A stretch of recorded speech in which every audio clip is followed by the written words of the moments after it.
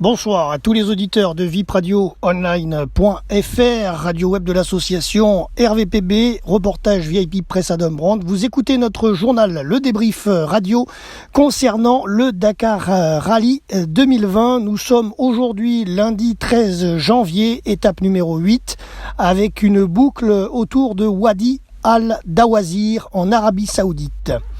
Alors donc aujourd'hui sur cette étape 8, il y avait au programme 713 km, dont 474 km en spécial chronométré et 239 km en liaison. Alors concernant le programme aussi, la boucle du jour donnait l'occasion d'une percée vers le sud où les concurrents ont pu retrouver des paysages de montagne, des canyons, des contrastes de couleurs surprenants avec des pierres noires sur sable blanc par exemple. Et les amateurs de vitesse pure ont été comblés sur une ligne droite de 40 km à vallée plein gaz, tandis que les quelques cordons de dunes du jour demandaient une grande dextérité. Alors, vous le savez, on vous en a parlé hier, les médias également, les autres médias nationaux français. Il y a eu donc hier sur l'étape 7 le décès du motard portugais de 40 ans, Paulo Goncalves. Et donc, ça c'était au cours de la 7e étape entre Riyad et Wadi Al Dawazir.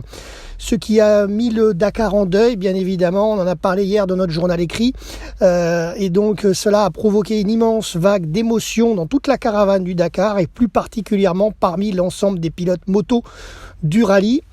Paulo était une figure emblématique du Dakar, il bénéficiait d'un très grand respect de la part des plus expérimentés d'entre eux et de ceux moins aguerris, auquel il servait d'exemple. Après les avoir rencontrés et en concertation avec toute la famille moto du Dakar, les organisateurs ont décidé d'annuler cette course aujourd'hui de la 8e étape pour les motos et quads en boucle sur Wadi Al Dawazir afin de respecter la douleur et le recueillement des pilotes venant de perdre un ami. Toute la famille du Dakar se Toute la famille du Dakar se réunissait donc ce soir au briefing. Ce soir c'était hier, mais toute la famille du Dakar s'est donc réunie au briefing pour rendre hommage à Paulo. Et donc ce soir, en cette étape 8, ils auront bien entendu une large pensée pour lui, étant donné que cette étape a donc été neutralisée pour les motos et les quads. Voilà. Alors donc concernant les motos, le classement général reste inchangé après l'étape d'hier. Donc le leader du général c'est Brabec avec 24 minutes 48 d'avance sur Quintanilla et 27 minutes 01 d'avance sur Cornejo Florimo 3e. Voilà pour le général moto.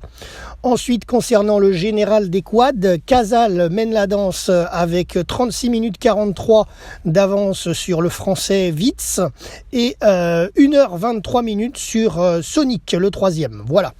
Ensuite, côté auto, aujourd'hui, l'étape a eu lieu, bien entendu. Et donc là, par contre, victoire du jour revenue à Mathieu Serradori sur Century. Il s'est imposé en 3h48 minutes. Il a été suivi par le champion de Formule 1, Fernando Alonso, qui s'est imposé deuxième, juste derrière, qui monte sur le podium aujourd'hui à 4 minutes 04 derrière Serradori. Ensuite, le troisième, c'est Terranova sur sa Mini. Il est donc à 6 minutes 19 du leader Serradori du jour. Ensuite, Giniel de Villiers a terminé 4e, Al-Rajji 5e. Un peu plus loin au classement, on a Tenbrink qui est 7e. Nous avons le professeur, le français Stéphane Peter-Hansel sur Mini qui termine aujourd'hui à la 9e position. Nani Roma termine 10e, Nasser Al-Attiyah termine seulement 11e aujourd'hui à 15 minutes 55 de Serradori. Mais rien d'alarmant, pour l'instant pour lui, il n'y a pas de problème au général, il est toujours à la même place. Ensuite, un peu plus loin, on a 30e place, nous avons Jean-Pierre Strugo.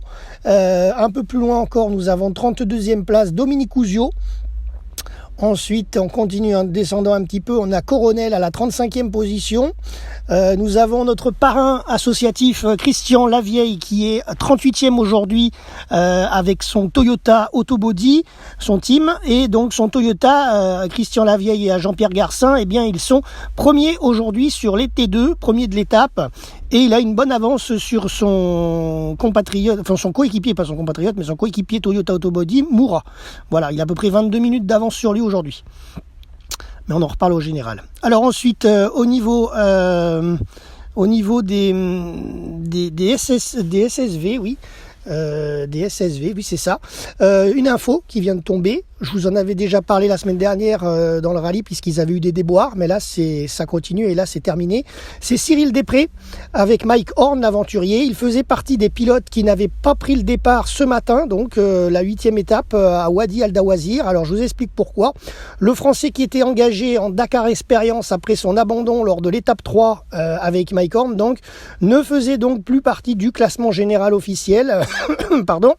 Ils s'étaient tous deux sacrifiés au profit. Ils se sont tous deux sacrifiés donc ce matin au profit de leur jeune coéquipier Michel Guthrie en lui donnant son moteur pour que celui-ci puisse poursuivre son rallye et continuer d'engranger de l'expérience après sa casse de la veille. Voilà un beau geste de la part du champion, ex-champion moto Cyril Després, qui donc offre son moteur à Guthrie en SSV pour qu'il puisse continuer le Dakar dans le classement général du Dakar. Voilà, parce que Després était relégué sur le Dakar Experience. Voilà, ensuite donc on passe à la victoire du jour des SSV, c'est donc sur cette étape 8 pour Varela sur Canam, suivi par Lopez Contardo à 22 secondes seulement, et ensuite le troisième du jour c'est Jones sur Canam également à 7 minutes 21. En camion, victoire du jour pour Karginov sur Kamaz, il s'impose en 4h24 minutes devant Shibalov à 5 minutes 54 et Low Price à 9 minutes 06. Allez, on fait le classement général. Donc les motos, tout à l'heure, je vous ai donné, les quads aussi. Là, on fait le classement général des autos. Donc leader, l'Espagnol Carlos Sainz, qui est donc premier avec 6 minutes 40 d'avance sur le Qatari Nasser Al-Attiyah sur sa Toyota. Ensuite, Stéphane Peter Hansel est troisième à 13 minutes 09. Quatrième Al-Rajji, cinquième Terranova, sixième Giniel de Villiers, septième Serradori, huitième Tenbrick. Un peu plus loin, on a Alonso qui est 13e. Nous avons également Dominique Ouzio, 23e, Nani Roma, 22e, Coronel, 26e. Hop, attention, voilà. Ensuite, notre parrain Christian Lavieille est 29e au général et il est premier de la catégorie T2 avec son Toyota, à noter. Voilà. Et donc son coéquipier, son partenaire, oui, le coéquipier Toyota Autobody, mais l'autre véhicule, donc numéro 338, Miura, ils sont 32e au général. Jean-Pierre Strugo est 40e.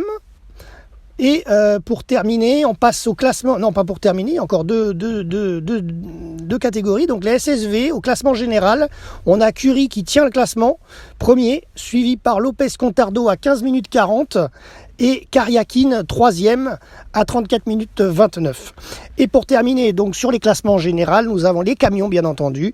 Le classement général est tenu par Karginov, suivi par Shibalov à 27 minutes 06, donc l'écart est assez conséquent. Et le troisième, c'est Vjazovic, voilà, à plus d'1h05, relégué. Voilà, concernant les résultats totaux d'aujourd'hui, entre l'étape et le classement général. Demain, nous serons mardi 14 janvier, étape numéro 9, entre Wadi Al Dawazir et Arad en Arabie Saoudite. Voilà. Merci à tous les groupes Facebook qui partagent notre journal RVPB. Je vais les citer tout de suite. Donc merci à l'actu du sport automobile.